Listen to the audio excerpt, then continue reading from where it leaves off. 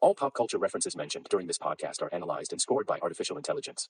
Jeff and Chris have learned not to argue with AI's decisions and strongly suggest you shut your mouth as well.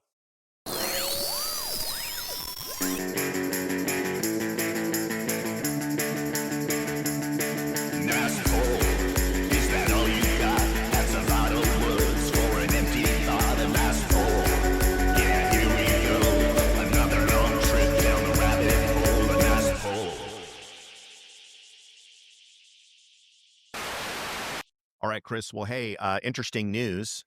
We're almost at episode 60. That is 60. Wow. Episode 60. Yeah. So this is episode number 58. And by gosh, Chris, I mean, I know you said a million times you're not the best at math, but can you tell we're getting close to 60? Which means we're getting close to my average geometry quiz score. So Right. absolutely, yeah, I can tell we're getting.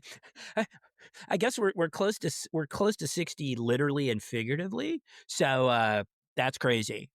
I guess the next episode will be they used to call it the golden birthday, right? When your age matched the day you were born, right? Or the date you were born. That for me, that was the 7th. So I was 7 on the 7th. Right. What was your golden birthday? I was 11 on the 11th, I guess. I didn't even know that, but wow. Chris, knowing a little bit more about your dad, I'm guessing he wasn't looking for any sort of an excuse on your part to get more presents on that particular birthday. I feel like he might have just slipped that under the carpet there, so to speak. Absolutely. Yeah. Absolutely. Well, cool. So episode number 58. And as always, let's go ahead and take a quick look at episode 57. Let's check in with the artificial intelligence machine and let's see how we did on that last episode. And again, AI is scoring us. We have nothing to do with it. It searches for all of the different polls. It ranks them as obscure, moderately obscure, kind of common, or God forbid, a nice poll. Awards the points. And for anybody that ever wants to dive into that minutia, don't forget, just go to nicepollpod.com, click on scoreboard, and by God, you could sit there for hours just combing through all the nonsense. Yes, please do. Who got what. Yeah. All right. Please do. Chris, I'm taking a quick look at it right now. You're taking a quick look at it right now. We, of course, had me, because Danny Bonaduce was the guest for a minute or two on the last episode, talked a lot about the Partridge Family. I made a horribly tasteless joke about poor little Tracy Partridge being on Klonopin. That is, that's pretty dark. But she does stare into space a lot on that show, in my defense. We talked a lot We don't know that she wasn't on Klonopin. Okay, in your defense. Okay. We talked a lot about the horrible Pina Colada song, which is actually Escape. That's the name of the song, but it's also AKA the Pina Colada song. I made a weird theory come to life that maybe the guy is the subject of the song, maybe he was really on death row and he was getting lethally injected and he was dreaming about his wife as she looked through the two-way glass at him dying. That they were sharing pina coladas. So, Chris, I may have taken that too far. Okay, I'll give you some slack. It's less than Klonopin, so let's just say it that way. All right. Okay. I did get some points. I got 90,000 points for doing a Kids in the Hall poll. Right. Wow. I made a reference to an episode of Kids in the Hall called Girl Drink Drunk, where the guy was an alcoholic, but he would only drink girl drinks with umbrellas. Then I got some points, which is nice, for Cats in the Cradle. And Cats in the Cradle, one of the saddest, most depressing songs of all time. And I did make some references to that, and I did get 15,000 points. I like what it says here. Popular song, but well-timed mention. Okay, so I got a little bit on that one. Ooh. And then, of course, the Partridge Family, you and I both did this. We both came up with a very obscure Partridge Family episode. Mine was the one where Lori Partridge gets braces and she starts picking up radio stations in her skull. And that was worth 85,000 points. But Chris, I want to go to your polls.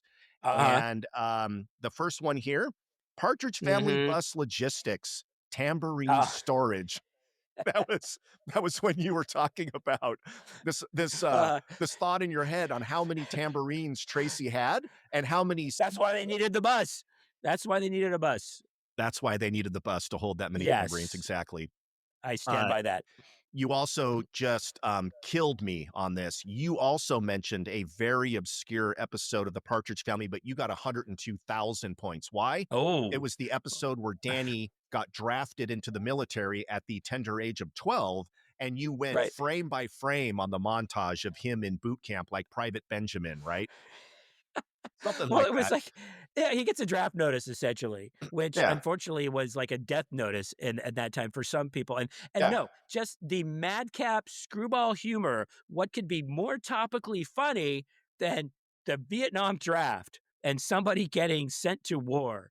Or the of a 12-year-old kid, and yeah, much like the panty raids back in the Happy Days episodes, or the sock hops in the Laverne and Shirley episodes. Yes, draft notices. That's pretty damn funny. So let's do a whole episode based on it.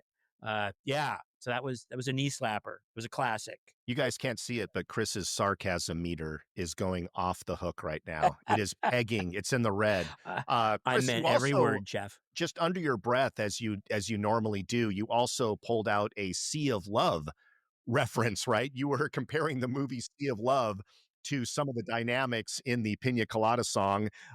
So, by the way, that reference was worth 88,000 points. So nothing to scoff Oh, at. Yeah, pretty good. And Chris, wow. how about adding another 64,000 points for, again, pretty much under your breath, letting us know that Reuben Kincaid, the manager of the Partridge Family, was in fact Dave Madden. Now, look, a lot of Okay. trivia buffs know that. I forgot the name. You never forgot the name. And Chris can Mm-hmm. probably tell me. Look what AI wrote here. It says you got 64,000 points, but it says, but who was David Madden's manager? Huh, Chris? Maybe it was. I don't know. Was it Alice Nelson from the Brady Bunch? I don't. I have no idea. I have no idea. I guess we'll have to figure that one out. Jeez, I'm kind man, I'm tough kind of crowd. I'm kind of impressed with the sarcasm that artificial intelligence is able to muster. That's pretty fucking Uh huh. funny. Anyway, let's Right. get to the bottom line here, Chris. Let's look at that Uh final huh. score there. And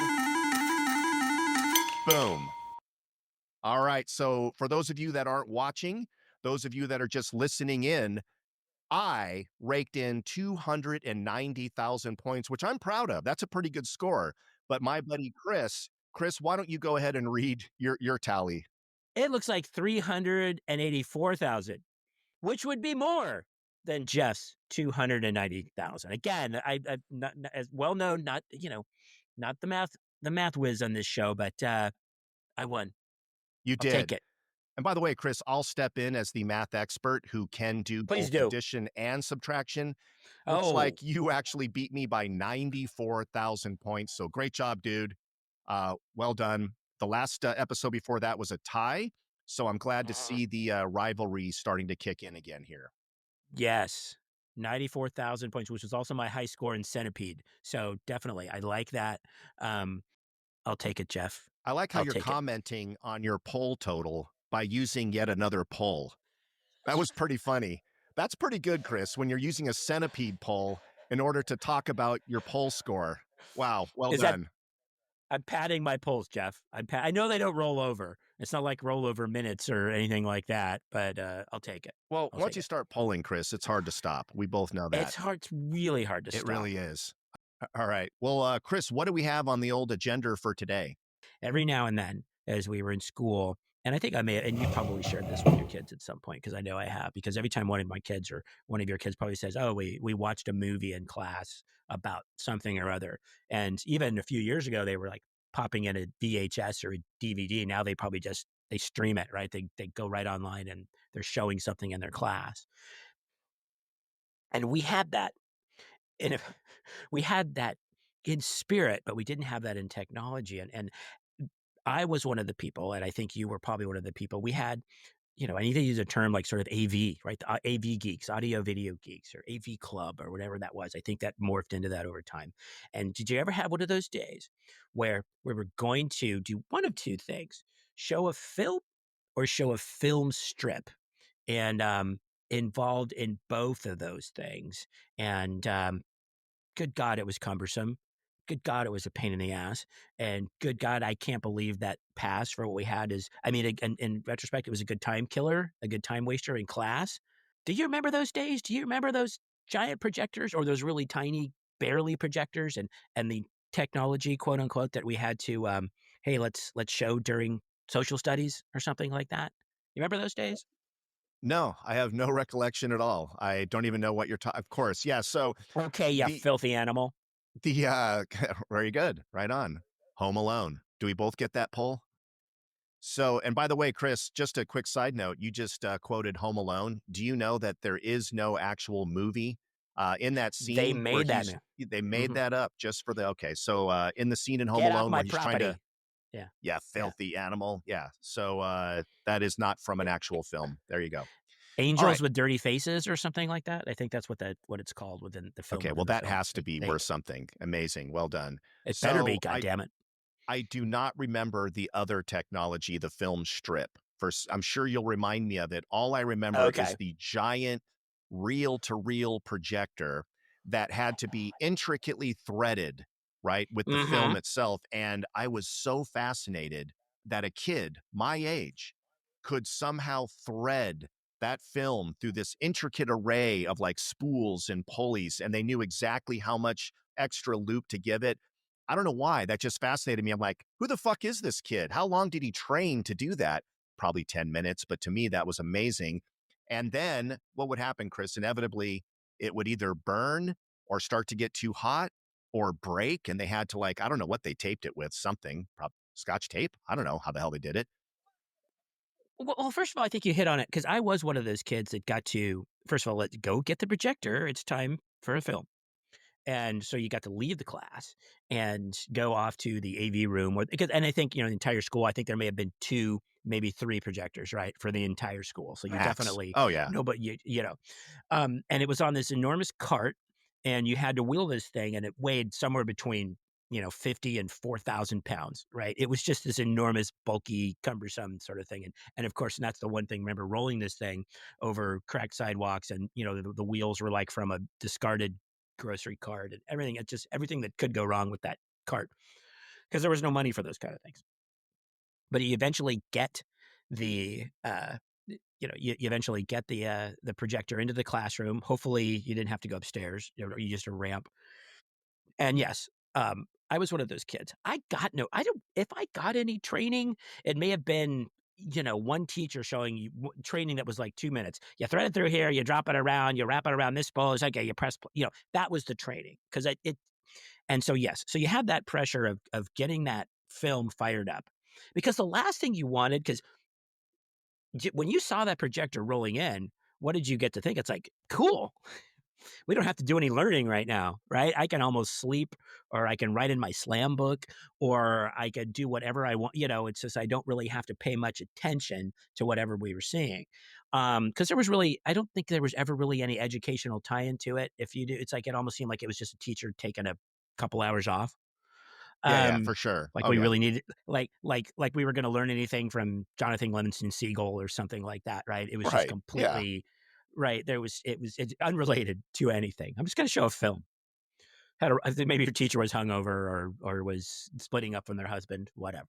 So they'd show a film, and so you'd get this thing kind of spooled, ready to go. And even those film reels, I don't know if you remember those reels. They were huge, about the size of like a tire you know, and they were Oh, heavy yeah. because it had Big all that time. film on it. So just getting it on that arm, threading it through correctly, because yes, there was like 4 outcomes and 3 of them were bad. Okay. The first outcome was that you managed to get it right the first time and get it threaded onto the empty spool. That was the thing too. I don't know if you ever saw the empty reel. I don't know if you ever saw somebody maybe use the wrong size reel because you had to Mm. make sure those reels both match because if they didn't, you were going to have a mess halfway through the film. So thread it through correctly. Good positive outcome. It could break, like you said. It could get stuck and then maybe burn up against the lens, or it could just get jammed. And so miraculously managed to get it the first outcome most of the time. So you'd watch those films. You'd be responsible for that you'd have to then, after it was done, the rewinding as itself was the same sort. So it would not be through the projector. You would sort of separate the arms and do the opposite plus reverse, and hopefully it got all back on the spool, back on the reel, back in the film canister, and then back into the AV room. Um, that was a lot of pressure for an AV nerd kid back in those days. Everything you just said now makes me realize why I am so glad I never was tasked with doing that. And looking at people like you having to deal with it still to this day blows my mind. I had no idea there was that much that went into it, but I thought that might be the case.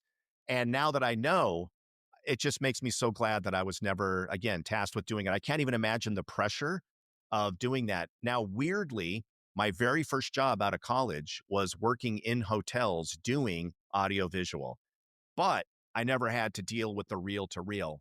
And to your point, as soon as that thing rolled into the classroom, all I was thinking was one thing, and I would whisper it to the person next to me: "Are we still going to have to do the test? Is there a quiz today? Do you think there's still Mr. Thill? Yes. What can we not talk and give attention now to the presentation?" And the lights went out, and we were all very excited, and we heard the sound. And Chris, eventually it would sometimes be like, "And in the 1930s,"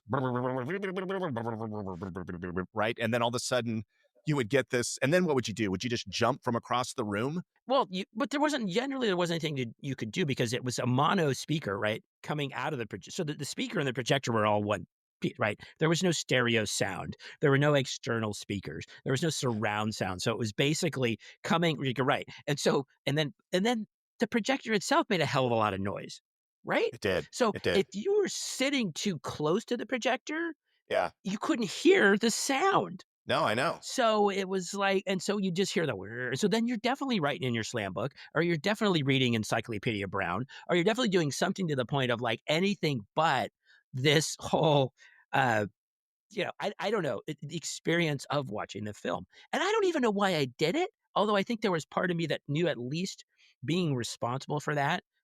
Maybe the girls were going to think I was cool. They didn't. Maybe I was going to get extra credit for it. I didn't. But maybe I'd get to spend anywhere between the going and getting it and the prep and the setup and then the taking it down and taking it back. Maybe I'd get half hour of not having to actually be in the classroom. And I did. So that was my motivation. Who is that cute boy that is spooling the film through the projector? Oh my God. Have you ever seen a hotter guy in your life? Look at how he's threading that. Oh my God. And look at him rewind it. Oh my God, at twice the speed. Yeah, no, Chris, that might have been a dead end on that one. I'm not sure that yeah, AV monitor was going to get you high on the popularity totem pole, but hey, good for you. Someone had to do it. Do you remember any of the actual movies that you saw back then? Sometimes they were really short, right, Chris? They were just like maybe 10 or 15 minutes. Sometimes, to your point, they were full length, whatever. What stands out in your mind as film reels you saw? Well, sometimes they were like National Geographic, you know, just sort of rejects almost, and so it's like something randomly about whales, okay? And just like, "Hey, we're gonna watch a film about whales." It's like, "Well, we're not studying whales right now." It's like, "Hey, the whale is a mammal." It's like, "Alright." So I still retain that after all these years. It's like, I think I may have learned that from one of those films, right? So it was something like that. Very, you would think, and I think as we got into high school, maybe that we got to see stuff every once in a while that may have aligned with something we were reading, right? But maybe see something in Shakespeare, but that's when we had maybe progressed already to VHS or something along those lines. But Johnny Tremaine, I think we've talked about Johnny Tremaine before. I definitely saw Johnny Tremaine, which is not real. Okay, so it's like Johnny Tremaine is like a fake kid plugged into like the American Revolution and stuff like that. So I Mhm. guess if you want to make that leap to what we're American history, it's like, oh, okay, it's like Superman is American history around, from the 1936 when he came out. But anyway, so I think there was that. I remember Johnny Tremaine. I remember the various sort of nature things. Like I said, I think the aforementioned Jonathan Livingston Seagull. I don't remember what it was. I just remember the title.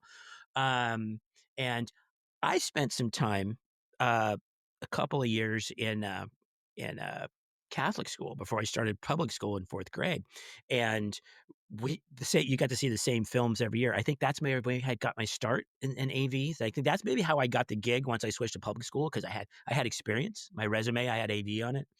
But they used to show the same stuff around, depending, and show stuff around Easter, and they'd show stuff around Christmas, and it was like those kind of, but very, the Nativity.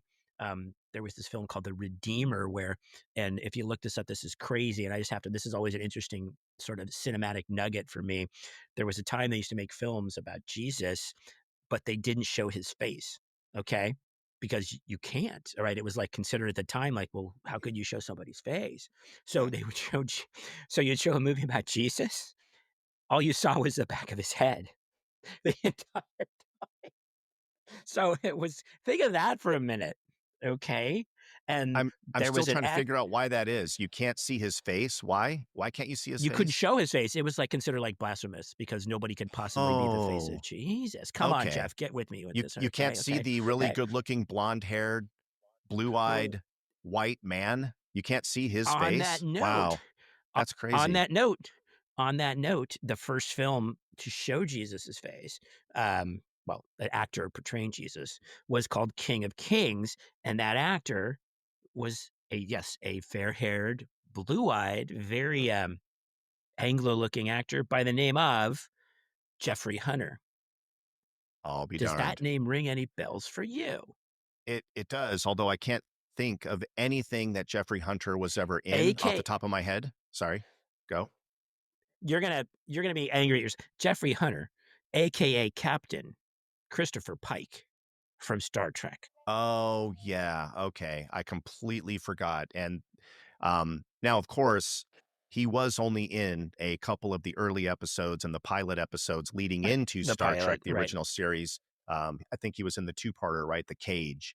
But man, for me not to Uh-huh. know Christopher Pike, and he Uh-huh. really got into a horrible accident, his character, that was not too dissimilar from Johnny Tremaine. Now, Mhm. Johnny Tremaine burnt his hand so badly, Chris, as I recall, his thumb was actually fused to his fucking hand. And I kept saying to myself back Whoa. in the day, can you actually does that happen in a fire?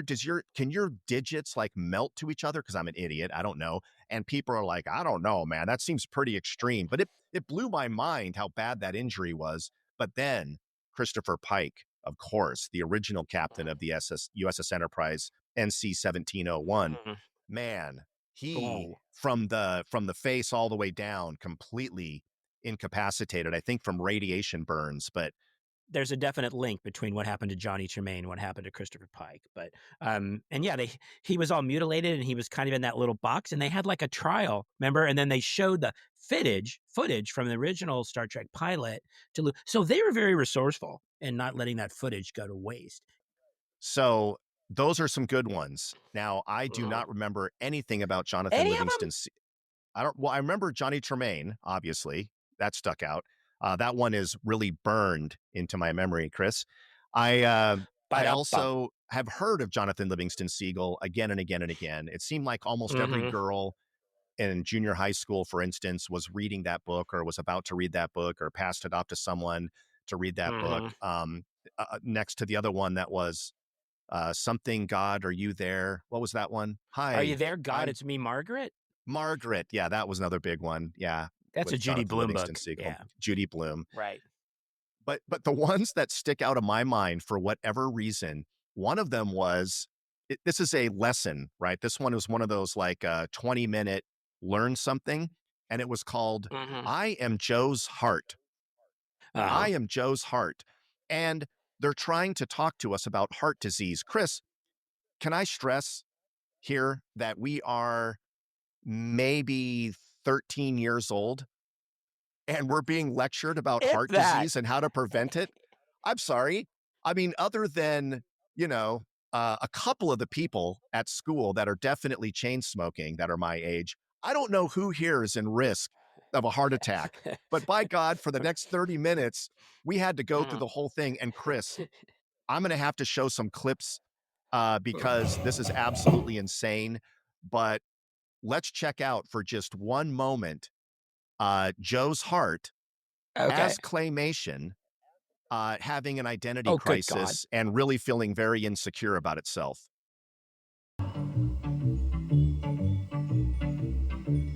Well, here I am. I'm certainly no beauty. I'm red-brown in color and have an unimpressive shape. All that hearts and flowers stuff is flattering, but it's not really me. I weigh around 12 ounces. I'm about 6 inches long. And at my widest point, I'm about 4 inches across. So, Chris, they're trying to make it fun, right? They're trying to appeal to us, but I've never seen a heart that is having an identity crisis that is actually shaming itself. It has like body dysmorphia, right? It's like, hey, I may not be that attractive. I may not be that good looking, but fuck you, asshole. You need me, right? It's just like, it's such a bizarre scene. And the heart is the narrator for the entire film. Right. And Chris, now we have Joe, right? Who is the typical 30-something-year-old Joe. husband. He's Joe. And Chris, he He's is chain not taking smoking. care of himself. Oh, he is smoking. He's having that extra piece of cherry pie. He is not. He's drinking. He is not. He's drinking. He's not exercising. And then all of a sudden, Chris, he starts to get the chest pains. Right? Guess what he does? Mhm. He goes out and plays a little pickup game with his buddies, Oh, thinking Joe. that he's No, in good Joe. shape. Yeah, no. No. And oh man, that was a Don't. bad idea, Chris, as they told us, don't go exercising if you're not in shape. Who are they talking to again? What is the crowd here? All of us have the metabolism of a fucking hummingbird. Like every single person there could eat 100 Zoo Sundays and 2 gallons of peanut butter and bounce back instantly. I don't even know who they're talking to yet, but okay.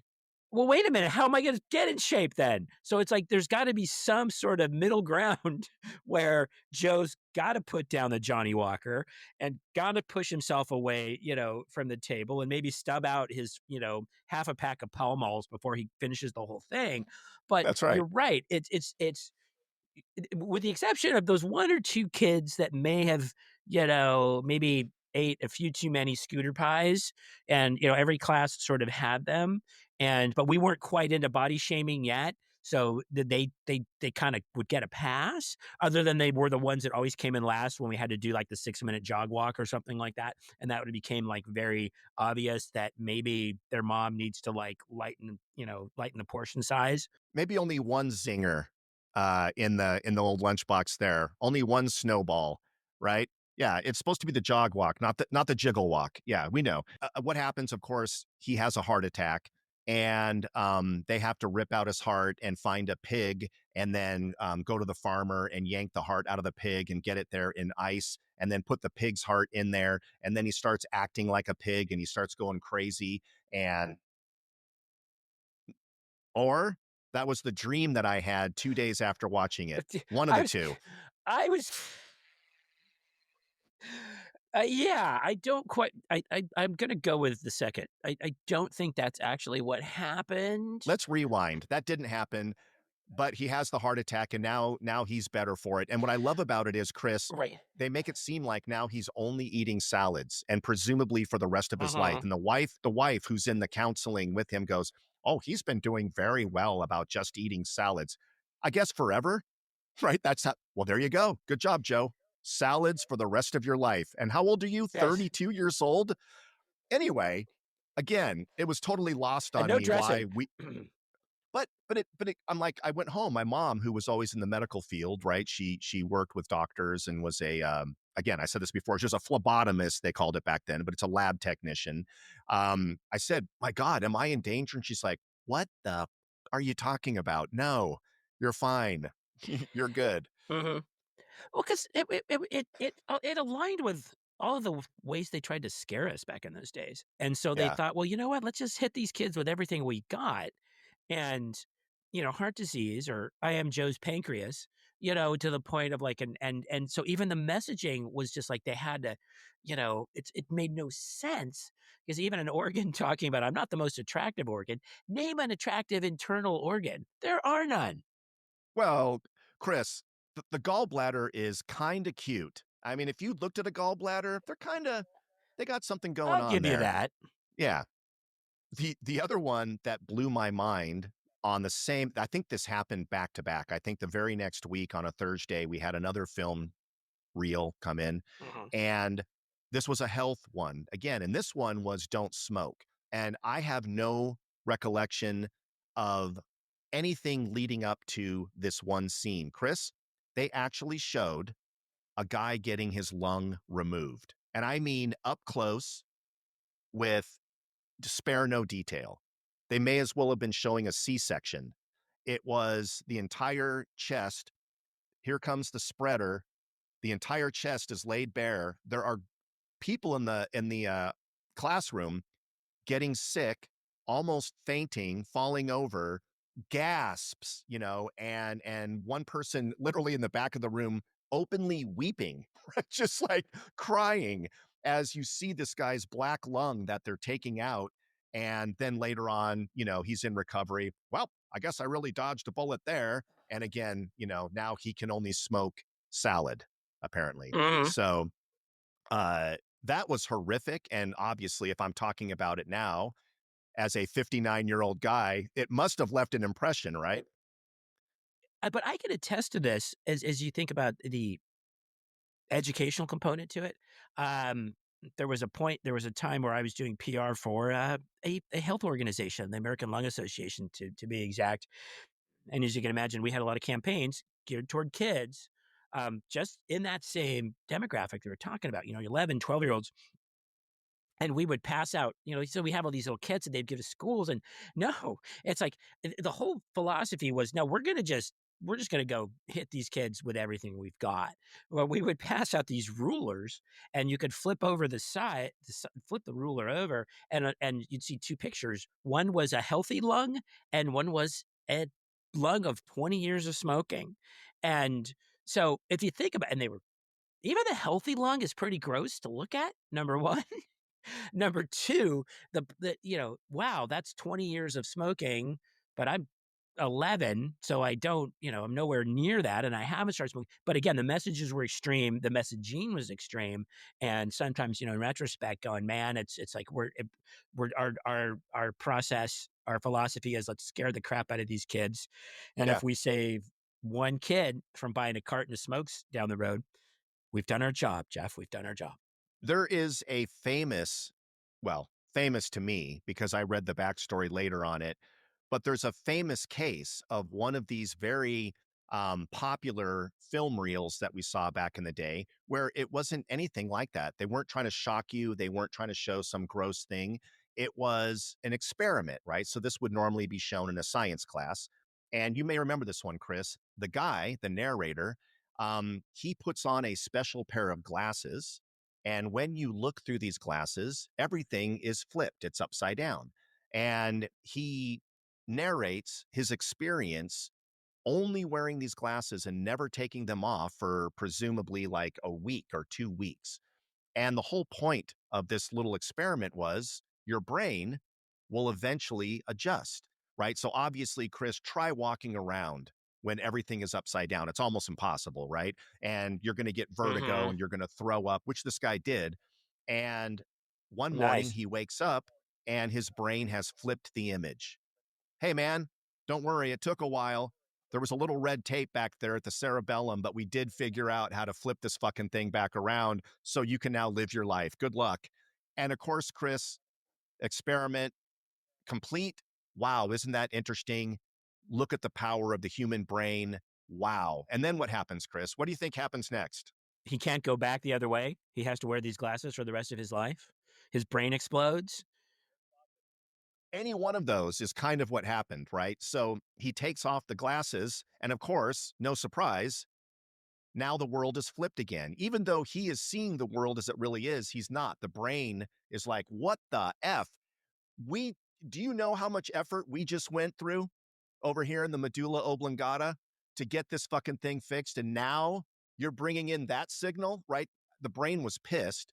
And so Okay. the trauma that this guy The went brain was through pissed. the first time was bad enough, but the second time around, where now he's seeing a flipped image and he doesn't have the glasses on. So what actually happened is this guy had a mental breakdown.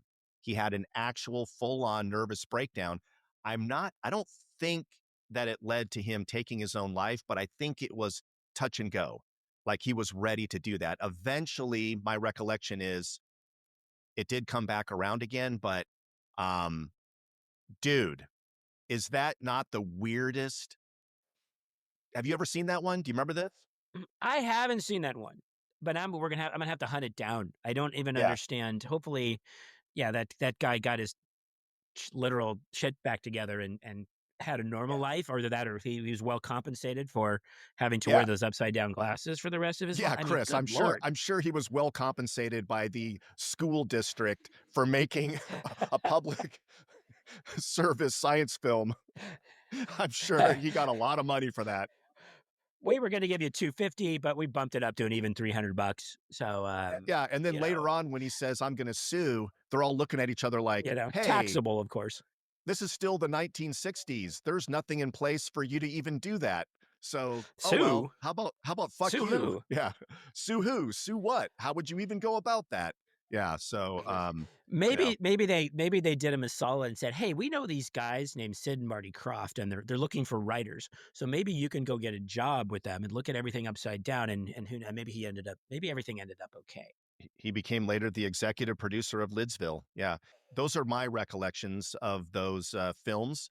I know we saw a whole bunch of other ones as well, but Chris, I just want to give you a huge shout out for taking the heat, literally, as you're the AV guy, because as I recall, those film projectors put off about, what would you say, like not quite the surface of the sun, but if you got within 3 inches of that Yes, goddamn bulb, holy shit. yes. Um, Thank you for calling that out, because yes, in the event that the film got stuck or jammed or something, and you had to, you yeah, and you had to just approach it like you were, like fixing a heat shield on the space shuttle, to the point of like, and no, there was no gloves, there was nothing. Oh, So it was okay. like it was like playing Operation, right? I'm not going to touch the sides. It's going to beep, except it's going to burn like 2 layers of skin off of my fingers. So yes, you had to, and that was also when you were even when you were done with it, even when the film was over, it's like, yeah, don't touch it. Everything's hot. Don't touch the bulb. Don't touch even like the casing of the projector, Don't even because look at it, again, man. everything was on fire. Yeah. So and so yeah, absolutely. I don't think, and yeah, nobody. I don't think we ever signed anything that said, any kind of waiver, or I had to get permission or a doctor's note or anything like that. Um, it was just the typical, no, not wearing a seatbelt, kind of not wearing a helmet kind of approach to everything that we had in our lives back then. It was like, Yeah. here's this scorching hot piece of heavy, right? If that ever fell on you, you would have gotten really hurt, because those projectors weighed a ton, as we talked about Well, before. But I mean, yeah, it looked like they were made out of lead. They might have been. I mean, they looked really heavy duty, like a murder weapon for sure. And I hey, love your Operation reference, by the way. That was awesome, because I'm thinking, take out molten bulb. Ha ha ha. From the from the commercial. Chris, can I right, do a side can I do a side poll here if you don't mind? And here's the side poll. Why? absolutely.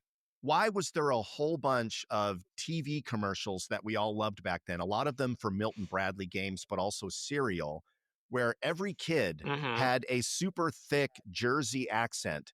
Do you remember that at all? It was like, "I win. I'm the sole survivor. He won't eat it. He hates everything. He likes it. Hey, Mikey. Hey, Mikey." Yeah. I guess there was a big casting agent on the East Coast. I don't know what happened there. They like, give me a kid that talks like a 37-year-old, dock worker, right? A longshoreman. I'm picturing some chain smoking lady from Brooklyn that just became the premier Hmm. casting agent for those kids back then. Oh no, you're caught in a mousetrap. It's like, is this Archie Bunker? It's like, what is it again? So you're supposed to, middle American kids are supposed to, that voice is supposed to go, hey, yeah, it sounds like everybody I know. It sounded like nobody I knew, right? Except people from other commercials. Like you said, they were all produced in Hackensack, New Jersey, or something like that, Asbury Park, whatever. It's hilarious. Not a lot of West Coast representation, at least at that time, it looks like. I win. Where I can't see. Here. Diagonally. Pretty sneaky, sis. Right? It's just, now I might be exaggerating. Maybe that one had a California accent, but I feel like in my brain that was also another one where they were definitely kids from Brooklyn. I don't know why that just cracks me up for some reason. Well, even the reference, and Jeff, you had brothers. Nobody called their sister sis. But hey, sis. But that was, again, the conceit of some sort of writer saying, like, this is how kids talk. It's like, have you heard a kid talk? Right? Do you have any kids? Have you ever been a kid? Any of those categories, anything ever makes sense to you? But no, let's just, from the sole survivor to, hey, kid, hey, sis, to, oh, no, you're caught in the mousetrap. But these are the people that made board games based on whether a cute boy was going to call you, right? So That's right. Wait, go back to the mousetrap one though. What was the accent? Because I can't hear it or picture it in my mind. What did it sound like? Oh no! well, What did they say? no, you're caught in a mousetrap. It's But, kind of. but who is that? Like, what does that sound like to you? Was that like a character actor or was it a kid? I mean, was it a narrator that said It was that? a Or narrator. It was a oh, okay, narrator because, and first of all, if you remember Mousetrap at all? You remember Mousetrap? of course, yeah. Did you ever play Mousetrap? Roll the dice and move your mice. That. You didn't. Nobody played because nobody understood the rules. All you wanted to do was to set up the whole Rube Goldberg device and then to get it to be able to knock that big ball bearing, to roll down the slide thing, and then end up in the barrel, and then to have the guy in the old-timey bathing suit jump off the diving board and land into the little, pool. That was it. That's all we did. It's like dominoes. Did you ever play dominoes? Nobody played dominoes. You just set the dominoes up and knocked them over. That's right. Yes, we did. You set them up in as long of a line as you could and knocked them over, and then it lit off an M80 at the end of it, is what I remember. Well, shoot. As with all of these episodes, we're actually not sure, other than, hey, film strips, or hey, film projectors, and Chris coming by to watch a movie with us in 6th or 7th or 8th or 9th grade. We don't know what's going to happen on these conversations, guys. These are pretty free form, but I think we dove pretty deep into that topic. What do you think, Chris? I think we so. covered most of the key aspects of that experience. If anybody listening in has any memories, any great things that you saw on film day, right, in whatever class you were in, please hit us up at nicepollpod@gmail.com, or just go to the website and leave a comment. Again, nicepollpod.com. We would love to hear your story. We would love to talk about it on air. And if you want to come on and talk about it in person, well, we're going to have to do a background check and a few things first. But yeah, Drug that would test. be fun. Yeah, that's right. absolutely. If you're not taking drugs, you have no business on this show, right? So, hey, whoa. well, Chris, for you and all of the other brave souls that narrowly missed permanent injury back in the day, and certainly had your reputations marred permanently for even touching that thing and manning it, we, Chris, salute you. Until next time. Until next time, Jeff.